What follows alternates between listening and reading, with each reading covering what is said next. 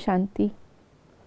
आज 4 अप्रैल 2025 है और बाबा हर रोज़ हमें मुरली में एक ही पाठ, पहला पाठ ही पक्का कराते हैं कि हम कौन हैं।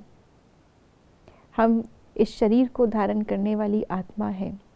यही पहला चैप्टर है और यही अंत का फाइनल पेपर, उसकी अवस्था की चेकिंग है।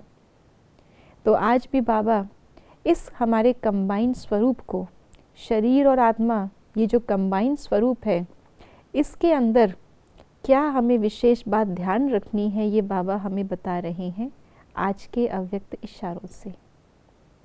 जैसे शरीर और आत्मा कंबाइंड है तो जीवन है। यदि आत्मा शरीर से अलग हो जाए तो जीवन समाप्त हो जाता है।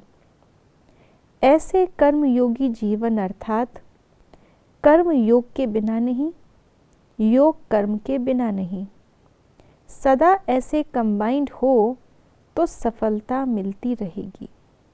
जीवन और मृत्यु, ये दो शब्दों को अगर हम आध्यात्मिकता के पहलू से देखें तो जीवन का अर्थ ही है योग और मृत्यु का अर्थ ही है वियोग। योग अर्थात जुड़ना। जब आत्मा शरीर से जुड़ती है अर्थात उसमें प्रवेश करती है तो उस योग को जीवन कहा जाता है। और जब तक जीवन है तब तक ये योग है, अर्थात ये आत्मा और शरीर का कनेक्शन है। और जब आत्मा शरीर को त्याग देती है, उससे अलग हो जाती है, तो उस वियोग को ही मृत्यु कहा जाता है। आत्मा तो मरती नहीं, इसलिए उसके लिए कह देते हैं चल बसी, यहाँ से चली गई, कहीं और जाकर बस गई।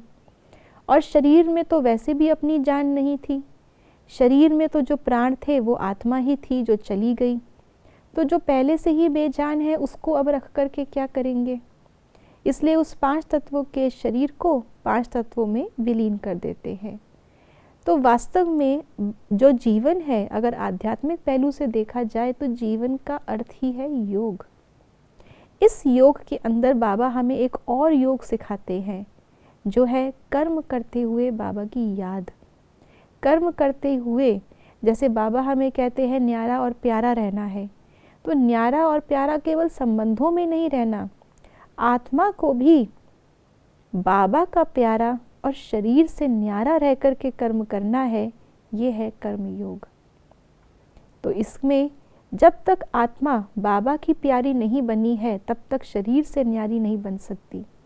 और अगर शरीर से न्यारी बन कर के हम कर्म नहीं कर रहे, शरीर में फंस करके कर्म कर रहे हैं, तो फिर ये जीवन योग नहीं, ये जीवन बंधन बन जाता है। अगर 2 चीज़ें जुड़ी हैं तो वो योग है, लेकिन अगर 2 चीज़ें ऐसी बंध गई कि मुक्त नहीं हो पा रही हैं, एक गिर रही है तो दूसरी भी गिर रही है, वो बंधन हो जाता है। तो ये जीवन हमारा कर्म योगी जीवन है, कर्म बंधनी वाला जीवन नहीं है। अगर कर्म बंधन में बंध जाएंगे तो दुख आता जाएगा, और अगर कर्म योगी बन के करते जाएंगे कर्म, तो जीवन मुक्ति को प्राप्त करते रहेंगे। तो हमारा तो नारा ही है जीवन मुक्ति प्राप्त करना, लक्ष्य ही है जीवन मुक्ति प्राप्त करना। तो जीवन मुक्ति रिजल्ट तब मिलता है जब उसके लिए पुरुषार्थ हम कर्म योगी बनने का करते हैं। ओम शांति।